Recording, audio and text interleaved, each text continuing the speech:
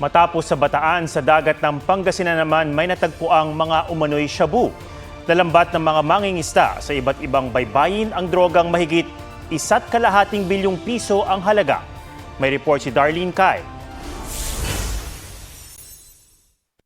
Laman ng mga sakong ito ang mga selyadong pakete. Natagpuan niya ng mga mangingisda sa iba't ibang baybayin ng Pangasinan kahapon at itinurn over sa mga otoridad.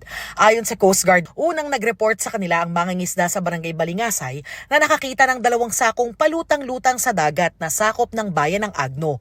4 na sako nang nakuha ng iba pang mangingisda mula sa magkakahiwalay na baybayin ng Bolinao, Agno at Bani. Nang buksan at suriin, tumambad ang hinihinalang shabu na nagkakahalaga ng 1.17 billion pesos. Ayon sa PCG, hawak na ng PIDEA ang mga nasabat na droga pero patuloy ang investigasyon lalo't noong nakaraang linggo lang.